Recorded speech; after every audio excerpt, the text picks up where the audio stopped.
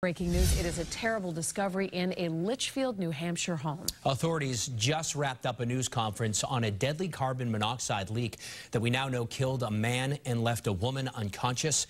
WBZ's Christina Hager is live in Concord, New Hampshire tonight, where the fire marshal just gave that update. Christina? Yes, David, and the New Hampshire State Fire Marshals just told us this appears to be accidental in nature, nothing criminal or intentional at this point, and it does have officials putting out a warning. Relatives had not heard from the man who lives here, Jamie Bedeau, in days, say police in Litchfield, New Hampshire. So family called, asking officers to check it out. They discovered two individuals inside in an upstairs bedroom.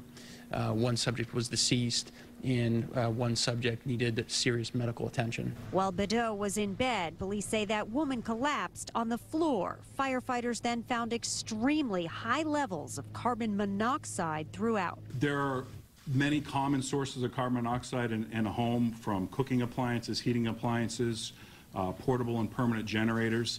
They're all sources of carbon monoxide that we're going to be looking into to try to determine the exact source in this case. We would certainly encourage every home to have at least one, if not more, one on every level, ideally, of carbon monoxide and smoke detectors. Many nowadays are, we're talking $10. There are questions about whether the home was in foreclosure, something the fire marshal says his investigators are looking into, as well as whether utilities had been shut off. He says there was a generator, but won't say if it was in or out of the house. We're looking at all aspects of this investigation, but at this time we have no indicators that there's any criminal intent.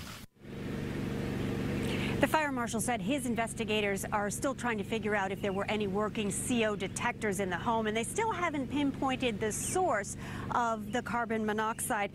Police say that unidentified woman in the home who survived is not Mr. Bedeau's estranged wife, and she is still fighting for her life.